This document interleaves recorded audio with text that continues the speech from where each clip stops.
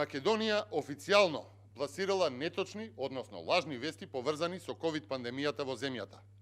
Организацијата Американски совет за наука и здравство во својата детална анализа за тоа кои држави ги лажирале податоците, ја наведува и Македонија во државите чии што податоци и известувања поврзани со ковид епидемијата се фабрикувани, лажирани или погрешно пренесени.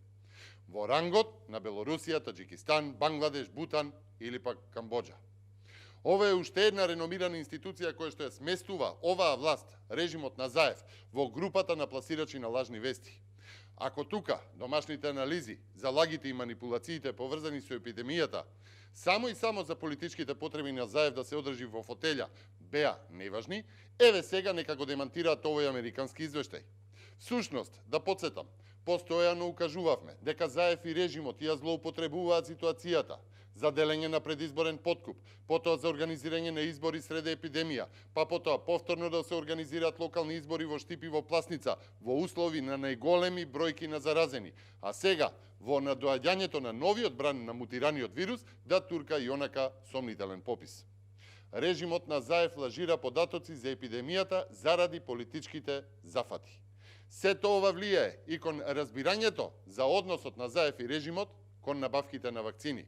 Лагите на Заев и на Филипче во ноември и декември веќе се демаскирани. Ниту има вакцини нарачани од Грција или пак од Бугарија, ниту стигнаа пратките од кај нив.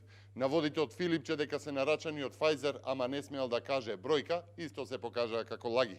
Врв на демаскирањето на лагите беше молкот на режимот кон Белград, од каде стигна порака дека можеби во Македонија некои веќе се вакцинирале нелегално со вакцините од таму. На сето тоа, Радмила Шекеринска, сивата еминенција на режимот, прво порачува дека за компаниите сме биле мали за да нарачуваме, па дека очигледно се следела геополитика, но тоа сега се напуштало, па дека режимот не сакал од народот да прави заморчиња, а сега пак вели не знаеме колку луѓе би се вакцинирале. Од лага во лага, во обид да се испере очигледното. Македонија тоне во корупција. Се зборува за можен обид за корупција и во набавката на вакцини, а здравствената состојба им одговара заради спроведувањето на политичките зафати во изборна година, а за сето тоа сега се гледа дека се манипулирало и се уште се манипулира и со фактите и прикажаните бројки.